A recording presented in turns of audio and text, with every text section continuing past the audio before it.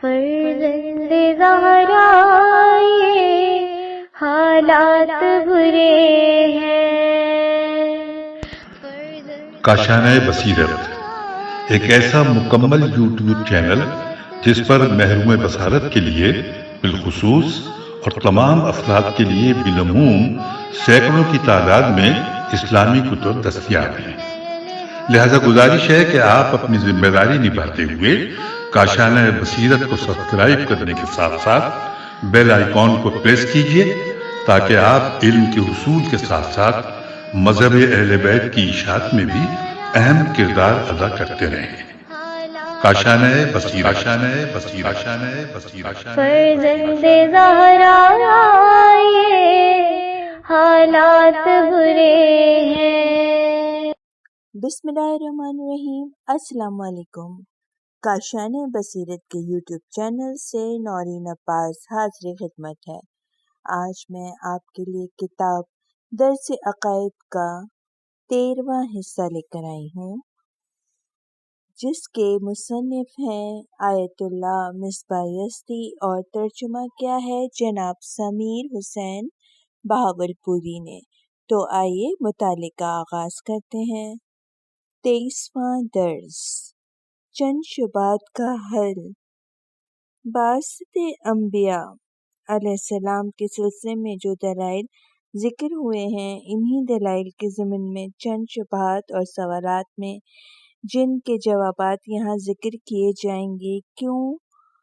بہت سے لوگ انبیاء علیہ السلام کی ہدایت سے محروم ہو گئے؟ اگر تمام انسانوں کی ہدایت کے لیے بعثت انبیاء علیہ السلام کا اقتضا یہ ہے کہ وہ انبیاء علیہ السلام کو مبعوث کرے، تو پھر کیوں سب کے سب فقط ایک ہی سرزمین ایشیا میں مبعوث ہوئے اور بقیہ سرزمینیں اس نعمت سے محروم رہیں؟ خصوصاً گزشتہ ادوار میں ارتباطات کے وسائل بہت محدود تھے اور ایک مقام سے دوسرے مقام تک کسی خبر کو پہنچانا نہایت سختی سے انجام پاتا تھا، اور شاید اس وقت کچھ ایسی قومیں رہی ہوں جنہیں اصلاً بعثت انبیاء علیہ السلام کی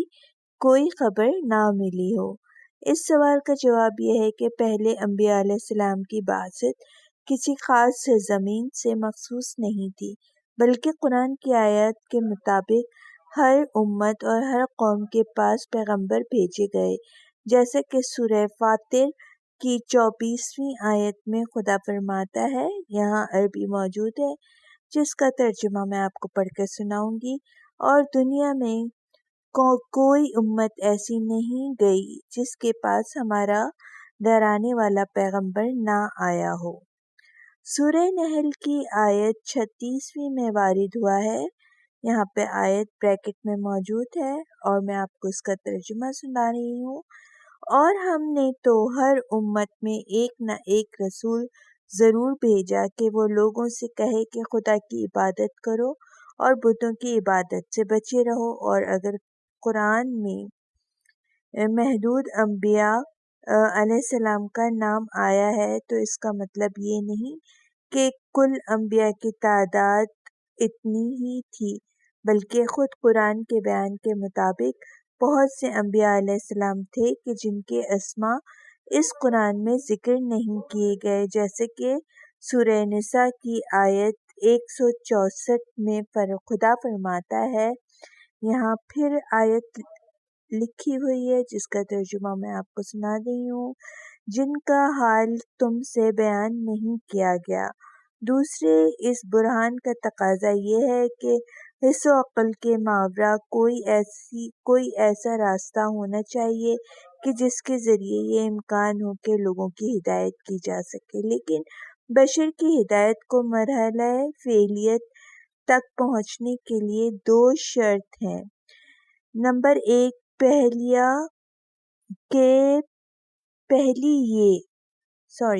پہلی یہ کہ وہ لوگ خود اس نعمت الہی سے استفادہ کرنا چاہیں۔ نمبر دو، دوسرے یہ کہ کوئی دوسرا ان کی ہدایت میں مایہ ایجاد نہ کرے۔ معنی میم الف ماں نون عین، معنی ایجاد نہ کرے اور لوگوں کا انبیاء علیہ السلام سے محروم ہونے کا سبب خود ان کے ناجائز اختیارات تھے، جس طرح کہ بہت سے لوگوں کا انبیاء علیہ السلام کی ہدایت سے محروم ہونا انہی موانع کی وجہ سے ہے جسے وہ لوگ خود انبیاء علیہ السلام کی تبلیغ میں ایجاد کرتے تھے، اور ہمیں بخوبی معلوم ہے کہ انبیاء علیہ السلام برابر ایسے موانع کو برطرف کرنے کے لیے کوشاں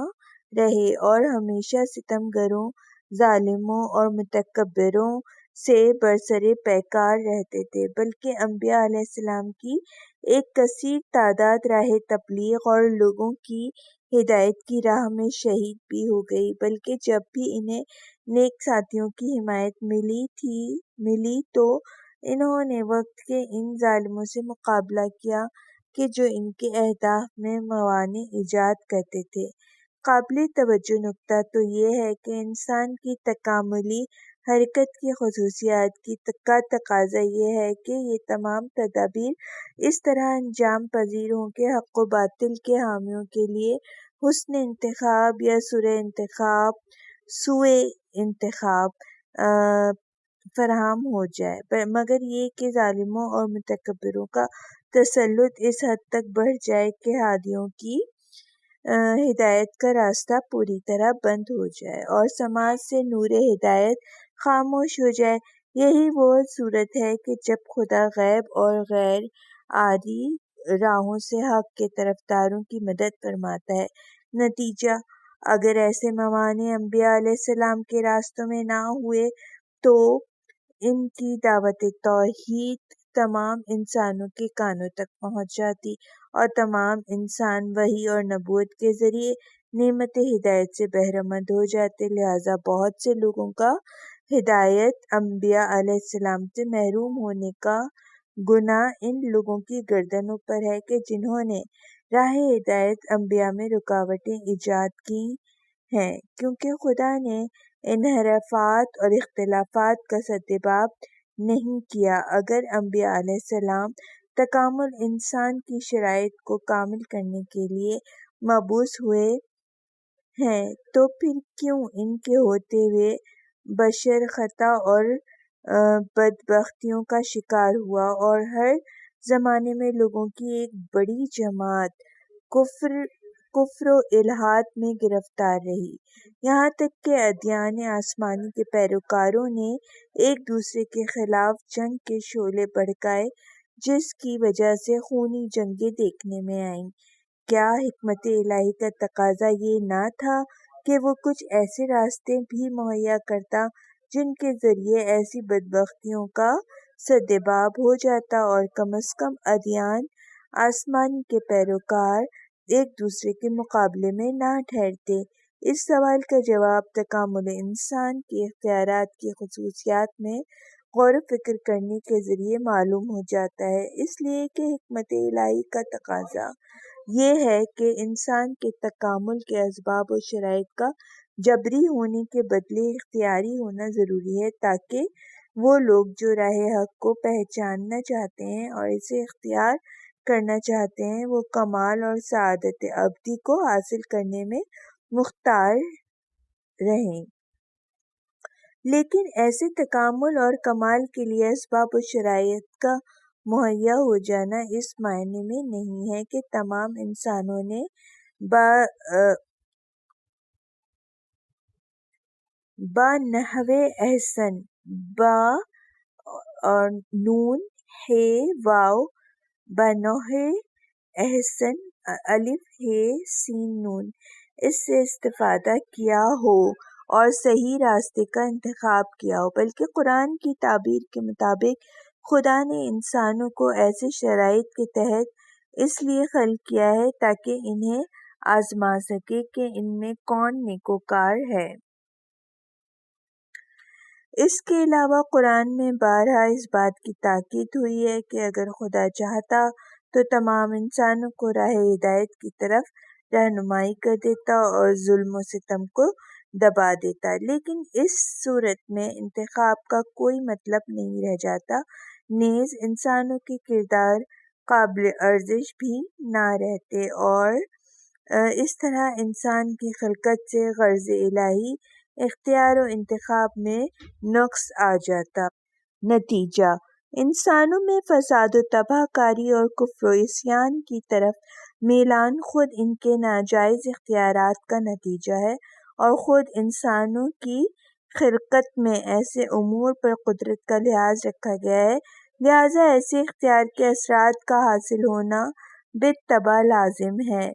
اگرچہ خدا کا ارادہ یہ ہے کہ انسان اپنے کمال کو حاصل کر لے، لیکن چونکہ اس ارادے کا تعلق مختار ہونے پر مشروط ہے، لہذا اس صورت میں سوء اختیار کے نتیجے میں سوء اختیار کے نتیجے میں انحطاط کا انکار نہیں کیا جا سکتا۔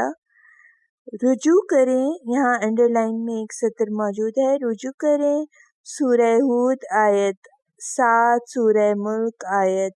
2، سورہ مائدہ آیت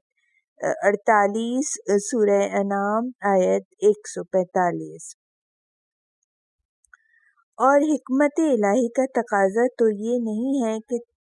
تمام انسان خواہ نخواہ ہدایت یافتہ ہو جائیں، اگرچہ ان کے ارادے کے خلاف ہی کیوں نہ ہو۔ کیوں انبیاء علیہ السلام صنعتی اور اقتصادی امتیازات سے سرفراز نہ تھے؟ حکمت الہی کے تقاضوں کے پیش نظر کہ تمام انسان بنوع احسن اپنے حقیقی کمال کو حاصل کر لیں، کیا بہتر یہ نہ تھا کہ خدا وحی کے ذریعے اس جہان کے اسرار لوگوں کے لیے فاش کر دیتا تاکہ مختلف نعمتوں سے فائدہ اٹھانے کے ذریعے انسان راہ تکامل میں اپنے سفر کو سرعت بخش دیتا، جیسا کہ اس دور میں طبیعی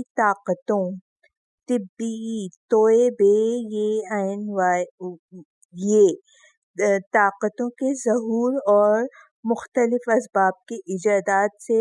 بشری تمدن نے نمایاں ترقی حاصل کی ہے، جن کی وجہ سے حفظ سلامت، امراض سے مقابلہ، ارتباطات میں سرعت جیسے مطلوب عوامل اور آثار وجود میں آ گئے۔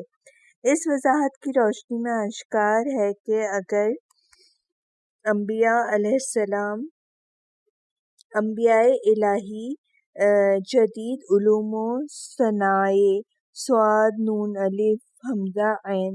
اور آسائش کے وسائل لوگوں کے لیے فراہم کرنے کے ذریعے اپنی اجتماعی اور سیاسی قدرت کو افزائش دے سکتے تھے اور بڑی آسانی سے اپنے اہداف تک پہنچ سکتے تھے۔ اس سوال کا جواب یہ ہے کہ وحی و نبوت کے ہونے کی اصلی ضرورت ان امور میں ہے کہ جن میں بشر عادی وسائل کے ذریعے کشف نہ کر سکے اور اس سے جاہل ہوتے ہوئے کمال حقیقی کی طرف جانے والے راستے کو معین نہ کر سکے۔ ایک دوسری تعبیر کے مطابق انبیاء علیہ السلام کا اصلی وظیفہ یہ ہے کہ وہ انسانوں کو صحیح زندگی اور کمال حقیقی کے حصول میں مدد کریں تاکہ وہ ہر حال میں اپنے وظیفے کو پہچان سکیں اور مطلوب کو حاصل کرنے میں اپنی پوری طاقت صرف کریں۔ انسان خواہ دشت میں رہنے والا ہو یا دریاؤں کی سیر کرنے والا ہو یا کوئی بھی ہو، وہ ہر صورت میں اپنی انسانی حیثیت کو پہچان لے تاکہ معلوم ہو جائے کہ خدا کی عبادت کے وظائف کیا ہیں، تمام مخلوقات اور سماج میں رہنے والوں کے ساتھ رہن سہن کے واجبات کیا ہیں، تاکہ انہیں انجام دینے کے ذریعے کمال حقیقی اور سعادت ابدی تک پہنچ جائے۔ لیکن صلاحیتوں اور صنعتی و طبعی امکانات کا اختلاف، خواہ ایک زمانے میں ہو یا مختلف زمانوں میں، ایک ایسا امر ہے کہ جو خاص اسباب و شرائط کے تحت وجود میں آتا ہے۔ اس کے علاوہ تکامل میں کمال حقیقی میں اس کا کوئی نقش بھی نہیں ہے، جیسا کہ آج کی علمی اور صنعتی ترقیاں دینی لذتوں کی افزائش کا باعث تو بنی، لیکن ان لوگوں کی روحی اور معنوی تکامل میں ایک معمولی کردار بھی ادا نہ کر سکیں۔ بلکہ ہم تو یہ دیکھ رہے ہیں کہ ان سب کا اثر بالکل برعکس رہا۔ نتیجہ حکمت الہی کا تقاضا یہ ہے کہ انسان مادی نعمتوں سے استفادہ کرتے ہوئے اپنی دینی زندگی کو جاری رکھ سکے اور عقل و وحی کی رہنمائی میں کمال حقیقی اور سعادت ابدی کی جانب قدم بڑھائے۔ لیکن روحی اور بدنی توانائیوں میں اختلاف نیز طبیعی توئے بے یہ عین چھوٹی ہے، اور اجتماعی شرائط میں اختلاف، اسی طرح علوم و صنائع سے فائدہ حاصل کرنے میں اختلاف ایک خاص تکوینی اسباب و شرائط کے تابع ہے جو نظام علی و معلولی کے تحت وجود میں آتا ہے۔ یہ اختلافات انسان کی ابدی تقدیر میں کسی بھی خاص کردار سے متصف نہیں ہیں، اس لیے کہ بسا اوقات ایسا ہوا ہے کہ ایک فرد یا ایک جماعت اپنی سادہ زندگی اور حد اقل مادی و دینی نعمتوں سے سرفراز ہوتے ہوئے کمال و سعادت کے عظیم درجات پر فائز ہوئے ہیں، اور اکثر دیکھنے میں آیا ہے کہ ایک فرد یا جماعت ترقی یافتہ علوم، صنائع اور بہترین وسائل زندگی سے سرفراز ہوتے ہوئے غرور و تکبر اور ظلم و ستم کے نتیجے میں شقاوت ابدی میں گرفتار ہو گئے ہیں۔ البتہ انبیاء الہی نے اصلی وظیفہ حقیقی اور ابدی سعادت و کمال کی طرف ہدایت کے علاوہ لوگوں کو صحیح زندگی گزارنے کی مدد کی ہے، اور جہاں حکمت الہی نے تقاضا کیا وہاں ناشائستہ حقائق اور اسرار طبیعت سے پردہ بھی اٹھا دیا، اور اس طرح تمدن بشر کو ترقی دینے میں مدد کی۔ جیسا کہ ایسی مثالیں جناب داؤد اور جناب سلیمان اور جناب ذوالقرنین علیہ السلام کے حالات میں دیکھی جا سکتی ہیں۔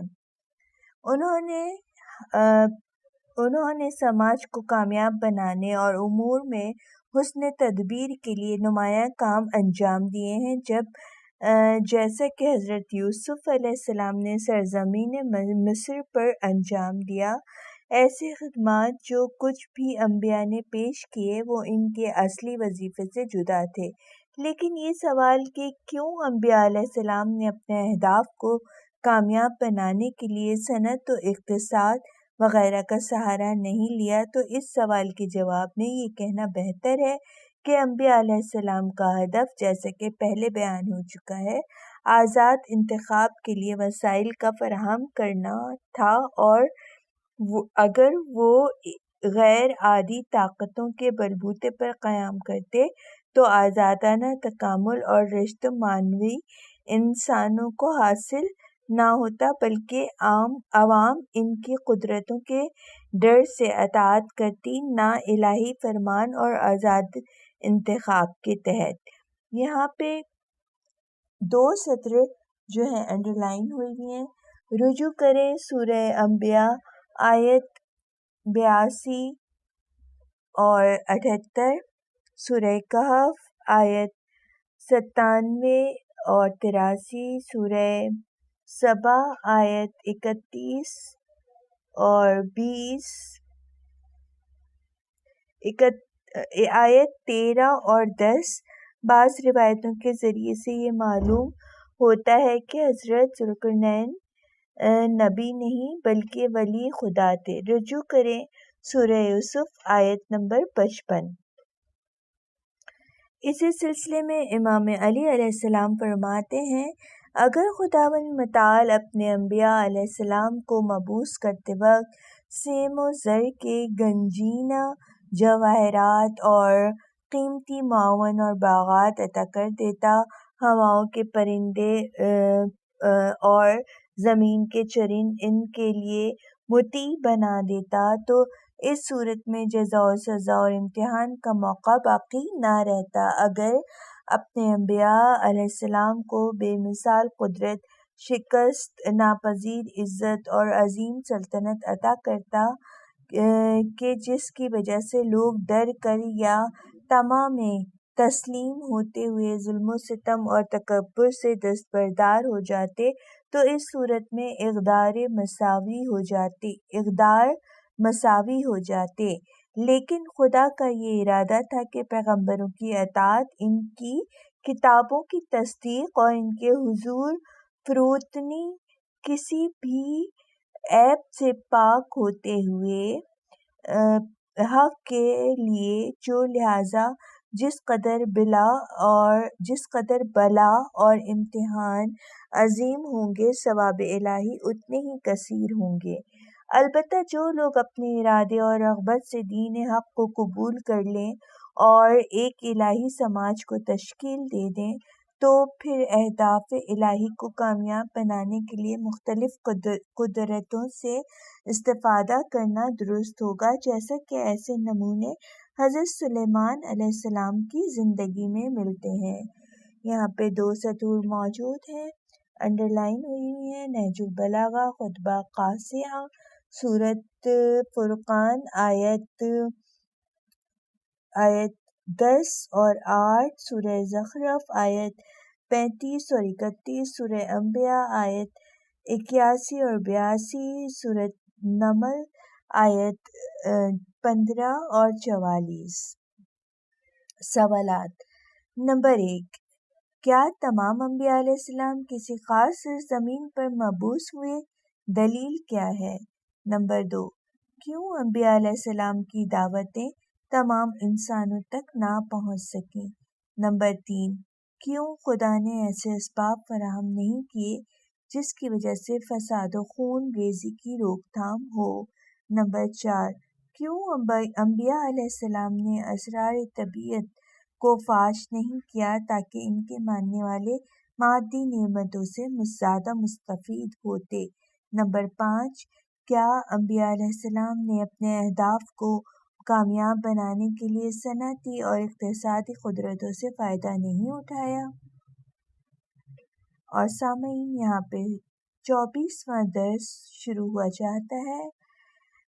نام ہے اس کا عصمت انبیاء علیہ السلام، وحی کے محفوظ رہنے کی ضرورت۔ حس و عقل کی حس و عقل کی کمیوں کو پورا کرنے اور ضروری معارف کے حصول میں مدد کرنے والے عامل، یعنی اب جب کہ ہم نے وحی کی ضرورت کو سمجھ لیا ہے، اس کے بعد یہ مسئلہ سامنے آتا ہے۔ یہ مطلب ہر ایک کو معلوم ہے کہ عادی انسان بالواسطہ وحی سے استفادہ نہیں کر سکتے اور وحی کو دریافت کرنے کی لیاقت اور استعداد سے سرفراز نہیں ہو سکتے، بلکہ چند خاص اجزاء انبیاء علیہ السلام کے ذریعے وحی کے پیغامات کو ان تک پہنچانا ہوگا۔ لیکن ان پیغامات کے صحیح ہونے کی ضمانت کیا ہے، اور کہاں سے یہ معلوم ہو کہ نبی خدا نے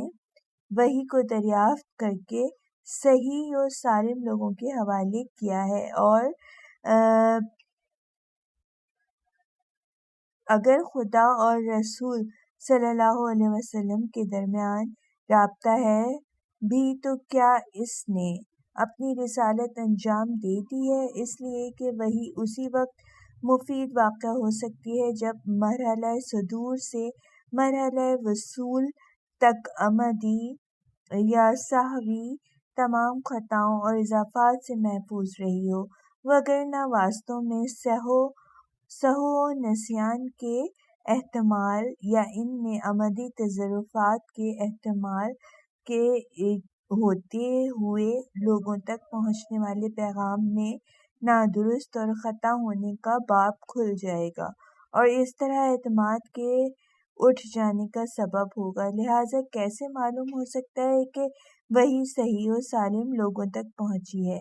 یہ بات روشن ہے کہ جب وحی کی حقیقت لوگوں کے لیے مجہول ہو اور اسے دریافت کی استعداد سے وہ سرفراز نہ ہوں تو اس صورت میں واسطوں میں کافی نظارت بھی نہیں رکھ سکتے، اور صرف اسی وقت وحی میں ہونے والے تصرفات سے آگاہی ممکن ہے کہ جب عقل و منطق کے خلاف کوئی پیغام موجود ہو، جیسے کہ کوئی یہ دعویٰ کرے کہ خدا نے اس پر وحی بھیجی ہے۔ یہاں انڈر لائن ایک سطر موجود ہے۔ قرآن کریم اس سلسلے میں فرماتا ہے، ایک آیت یہاں لکھی ہوئی ہے، سورہ آل عمران 179۔ خدا نے اس پر وحی بھیجی ہے کہ اجتماع نقیضین جائز، نقیضین کی سپیلنگ نون قاف یہ ضاد یہ نون، جائز یا واجب ہے، یا الیاذ باللہ ذات الہی میں تعداد یا زوال یا ترکیب کا ہونا امکان پذیر ہے۔ ان مطالب کے جھوٹے ہونے کو عقل کے ذریعے ثابت کیا جا سکتا ہے، لیکن وحی کی اصلی ضرورت ان مسائل میں ہے کہ جس میں عقل نفی و اثبات کے قابل نہیں ہے، اور اس میں اتنی استعداد نہیں ہے کہ ان پیغامات کے صحیح یا باطل ہونے کو ثابت کر سکے۔ لہٰذا ایسے موارد میں کس طرح وحی کے پیغامات میں واسطوں کے عمدی یا سہوی تصرفات سے محفوظ رہنے کو ثابت کیا جا سکتا ہے؟ اس سوال کا جواب یہ ہے کہ جس طرح عقل حکمت کے پیش نظر 22ویں درس میں بیان کیے گئے برہان کے مطابق اس امر کو بخوبی درک کرتی ہے کہ وظائف اور حقیقتوں کا پتہ لگانے کے لیے کسی دوسرے راستے کا ہونا ضروری ہے، اگرچہ اس کی اصلی حقیقت سے وہ بے خبر ہے، اور اس طرح یہ بھی درک کرتی ہے کہ حکمت الہی کا تقاضا یہ ہے کہ اس کے پیغامات صحیح و سالم حالت میں لوگوں تک پہنچیں، وگرنہ غیر صحیح و سالم ہونے کی صورت میں نقص غرض لازم آئے گی۔ ایک دوسری تعبیر کے مطابق جب یہ معلوم ہو گیا کہ الہی پیغامات ایک یا چند واسطوں سے لوگوں تک پہنچے ہیں تاکہ انسان کی اختیاری تکامل کا راستہ ہموار رہے اور بشر کی خلقت سے خدا کا ہدف پورا ہو جائے، لہٰذا صفات کمالیہ الہی سے یہ امر بخوبی روشن ہو جاتا ہے کہ اس کی طرف سے آنے والے تمام پیغامات عمدی یا سہوی تصرفات سے محفوظ ہیں، اس لیے کہ اگر خدا یہ ارادہ کر لے کہ اس کے پیغامات بندوں تک سالم نہ پہنچے تو یہ حکمت کے خلاف ہوگا، جبکہ خدا کا حکیمانہ ارادہ اس بات کی پوری طرف نفی کرتا ہے، اور اگر خدا اپنے بے کراں علم کے ہوتے ہوئے یہ سمجھ نہ سکے کہ وہ کس طرح اور کن واسطوں سے اپنے پیغامات کو سالم لوگوں تک پہنچائے تو یہ اس کے لامتناہی علم سے سازگار نہیں ہے، اور اگر شائستہ واسطہ پیدا نہ کر سکے اور انہی شیاطین کے ہجوم سے محفوظ نہ رکھ سکے تو یہ امر اس کی لامحدود قدرت سے منافات رکھتا ہے۔ لہٰذا چونکہ خدا ہر شے کے بارے میں جانتا ہے، لہٰذا خدا کے لیے یہ تصور نہیں کیا جا سکتا کہ جسے واسطہ بنا رہا ہے اس کی خطا کاریوں سے بے خبر ہو، اور اسی طرح یہ احتمال بھی باطل ہے کہ اس نے اپنی لامحدود قدرت کے ہوتے ہوئے بھی اپنے پیغامات کو شیاطین اور عمدی یا سہوی تصرفات سے محفوظ نہ رکھ سکا۔ انڈر لائن ایک سطر موجود ہے۔ قرآن اس بارے میں فرماتا ہے، یہاں آیت کوٹ ہوئی بھی ہے، سورہ انعام آیت نمبر 124۔ جس طرح سے کہ حکمت الہی کے پیش نظر احتمال بھی باطل ہے کہ اس نے اپنے پیغامات کو لوگوں تک صحیح سالم نہ پہنچانے کا ارادہ کر لیا ہے، لہٰذا خدا کا علم اس کی قدرت و حکمت کا تقاضا یہ ہے کہ وہ اپنے پیغامات کو سالم اور تصرفات سے محفوظ لوگوں تک پہنچائے، اور اس طرح وحی کا محفوظ رہنا عقلی برہان کے ذریعے ثابت ہو جاتا ہے۔ عصمت کی دوسری قسمیں۔ فرشتوں اور انبیاء علیہ السلام کی دو عصمت وہ عصمت جو دلیل کی بنا پر ثابت ہوتی ہے وحی کے پیغام پر منحصر ہے، لیکن عصمت کی دوسری قسمیں بھی ہیں جو اس دلیل کے ذریعے قابل اثبات نہیں ہیں، جنہیں تین حصوں میں تقسیم کیا جا سکتا ہے۔ پہلی قسم فرشتوں سے متعلق ہے، دوسری قسم انبیاء علیہ السلام کی عصمت ہے، اور تیسری قسم بقیہ انسانوں جیسے ائمہ علیہ السلام، حضرت مریم و حضرت زمرہ 228 کی عصمت ہے۔ فرشتوں کی عصمت کے سلسلے میں ابلاغ وحی کے علاوہ دو مسئلے پیش کیے جا سکتے ہیں۔ پہلا مسئلہ ان فرشتوں کی عصمت کا ہے جو دریافت وحی اور اسے رسول تک پہنچانے کے ذمہ دار ہیں، اور دوسرا مسئلہ یہ ان فرشتوں کی عصمت کا ہے جنہیں وحی سے کوئی سروکار نہیں ہے، بلکہ وہ کتابت اعمال، رزق پہنچانے، قبض ارواح وغیرہ کے ذمہ دار ہیں۔ اس طرح انبیاء علیہ السلام کی عصمت ان چیزوں کے سلسلے میں جو ان کی رسالت سے مربوط نہیں ہے، اس میں بھی دو مسئلے ہیں۔ پہلا مسئلہ یہ ہے کہ انبیاء کا عمدی گناہوں اور سرپیچیوں سے محفوظ و معصوم رہنا، دوسرا مسئلہ انبیاء علیہ السلام کا سہو و نسیان سے معصوم ہونا ہے، اور انہی دو مسئلوں کو غیر انبیاء علیہ السلام کی عصمتوں میں پیش کیا جا سکتا ہے۔ قرآن انڈرلائن ایک چند سطور موجود ہیں۔ قرآن اس سلسلے میں فرماتا ہے، یہاں آیت لکھی ہوئی ہے، سورہ جن آیت 24 اور 28،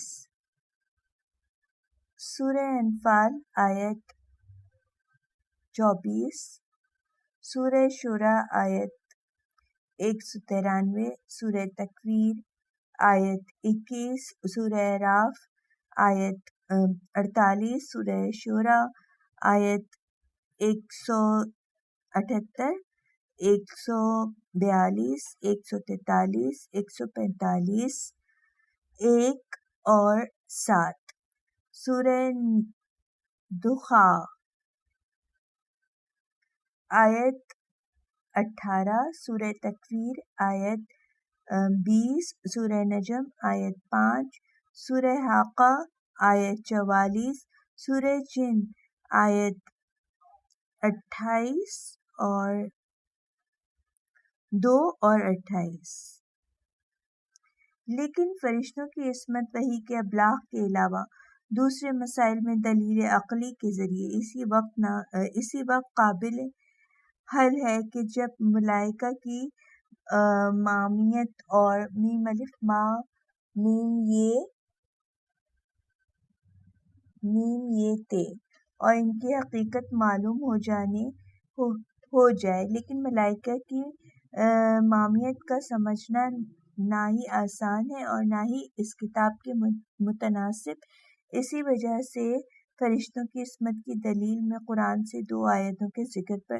اکتفا کرتے ہیں۔ خداوند عالم قرآن کے سورہ انبیاء کی 27ویں آیت میں ارشاد فرماتا ہے، یہاں ایک آیت بریکٹ میں لکھی ہوئی ہے جس کا ترجمہ آپ کی زیر سماعت ہے، بلکہ فرشتے خدا کے معزز بندے ہیں، وہ گفتگو میں اس سے سبقت نہیں کر سکتے اور اس کے حکم پر چلتے ہیں۔ اور اسی طرح سورہ تحریم کی 6 آیت میں ارشاد فرماتا ہے، یہاں پھر ایک آیت ہے جو بریکٹ میں لکھی ہوئی ہے جس کا ترجمہ، خدا جس بات کا حکم دیتا ہے اس کی نافرمانی نہیں کرتے اور جو حکم انہیں ملتا ہے اسے بجا لاتے ہیں۔ یہ دو آیتیں پوری صراحت کے ساتھ اس بات پر دلالت کرتی ہیں کہ ملائکہ منتخب مخلوق ہیں جو فرمان الہی کے مطابق اعمال انجام دیتے ہیں اور کبھی بھی ان کے فرمان سے روگردانی نہیں کرتے۔ اگرچہ ان آیتوں کی عمومیت تمام فرشتوں کی عصمت کو شامل ہے، لیکن انبیاء علیہ السلام کی عصمت کے علاوہ بقیہ انسانوں کی عصمت کے سلسلے میں بحث کرنا مباحث امامت سے سازگار ہے۔ اسی وجہ سے اس حصے میں انبیاء علیہ السلام کی عصمت کے تحت بحث کریں گے، اگرچہ ان میں سے بعض مسائل کو تنہا عقلی تعبدی مسائل کے ذریعے حل کیا جا سکتا ہے اور اصولی اعتبار سے اس کتاب و سنت کی حجیت ثابت ہونے کے بعد ذکر ہونا چاہیے، لیکن موضوعات کی مناسبت سے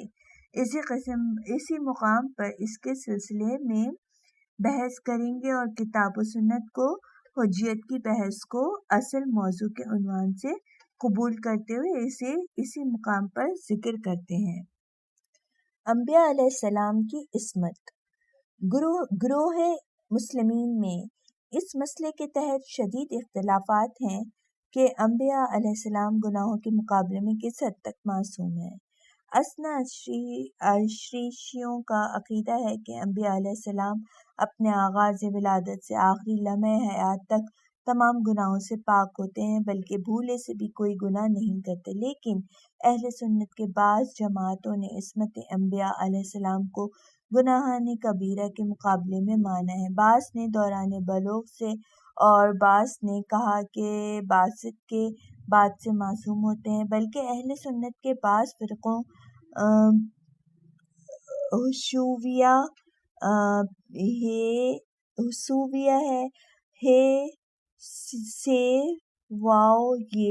اور اہل حدیث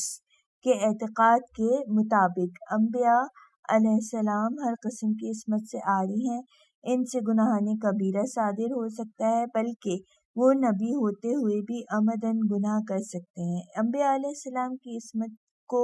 ثابت کرنے سے پہلے ہمیں چند نکات کی طرف اشارہ کرنا لازم ہے۔ پہلا نکتہ یہ ہے کہ انبیاء علیہ السلام اور غیر انبیاء میں سے بقیہ انسانوں کے معصوم ہونے کا مطلب صرف گناہوں سے معصوم ہونا نہیں ہے، بلکہ اس بات کا امکان ہے کہ ایک معمولی انسان خصوصاً کم عمر ہونے کی وجہ سے کوئی گناہ انجام نہ دے، بلکہ مطلب یہ ہے کہ نہایت طاقتور ملکہ نفسانی کے مالک ہیں کہ جو سخت سے سخت شرائط و حالات میں اپنے آپ کو محفوظ رکھتے ہیں، اور یہ ملکہ گناہوں کی آلودگیوں سے آگاہی، شکست ناپذیر ارادہ اور نفسانی خواہشوں کو مہار کرنے کے نتیجے میں حاصل ہوتا ہے، اور چونکہ یہ ملکہ عنایت الہی کے ذریعے حاصل ہوتا ہے، لہٰذا اس کی فعالیت کو خدا کی جانب نسبت دی جاتی ہے، وگرنہ ایسا ہرگز نہیں ہے کہ خدا معصوم انسان انبیاء و ائمہ کو زبردستی گناہوں سے محفوظ رکھتا ہے یا اس سے اختیار کو چھین لیتا ہے۔ ان لوگوں کو عصمت جو منصب الہی جیسے نبوت و امامت سے متصف ہیں، مراد یہ ہے کہ خدا نے گناہوں سے محفوظ رہنے کی ضمانت انہیں دے دی ہے۔ دوسرا نکتہ یہ ہے کہ کسی بھی شخص کی عصمت کا لازمہ یہ ہے کہ وہ تمام حرام اعمال کو ترک کر دے، جیسے کہ وہ گناہ جو تمام شریعتوں میں حرام ہیں یا وہ امور جو خود اسی کے زمانے کی شریعت میں حرام ہوں۔ لہٰذا انبیاء علیہ السلام کی عصمت ان اعمال کے ذریعے خدشہ وار نہیں ہوتی جو اس کی شریعت یا خود اس کے لیے جائز ہوں، یا وہی عمل گزشتہ شریعت میں حرام ہو یا بعد میں حرام کر دیا جائے۔ تیسرا نکتہ یہ ہے کہ گناہ سے مراد یہ ہے کہ جس سے ایک معصوم محفوظ رہتا ہے، ایک ایسا عمل ہے کہ جس سے فقہ میں حرام کہا جاتا ہے، اور اسی طرح اس عمل کو ترک کرنا کہ جسے فقہ میں واجب کہا جاتا ہے۔ لہٰذا گناہ کے علاوہ دوسرے کلمات جیسے عصیان، ذم، زال، نون، بے وغیرہ وسیع معنی میں استعمال ہوتے ہیں کہ جس میں ترک اولیٰ بھی شامل ہے، اور ایسے گناہوں کا انجام دنیا عصمت کے خلاف نہیں، ایسے گناہوں کا انجام دینا عصمت کے خلاف نہیں ہے۔ سوالات: نمبر 1، کس طرح وحی کو کسی بھی قسم کے خلل سے محفوظ رہنے کو ثابت کیا جا سکتا ہے؟ نمبر 2، دریافت وحی اور ابلاغ میں محفوظ رہنے کے علاوہ کن مقامات پر عصمت ضروری ہے؟ نمبر 3، فرشتوں کی عصمت کیسے ثابت کی جا سکتی ہے؟ نمبر 4، انبیاء علیہ السلام کی عصمت کے سلسلے میں کتنے اقوال ہیں اور اہل تشیع کا نظریہ کیا ہے؟ نمبر 5، عصمت کی تعریف کریں اور اس کے لوازمات بیان کریں۔ اور سامعین، یہاں پہ اس حصے کا اختتام ہوتا ہے۔ انشاءاللہ دوبارہ حاضر ہوں گی۔ زندگی بخیر۔ اللہ حافظ۔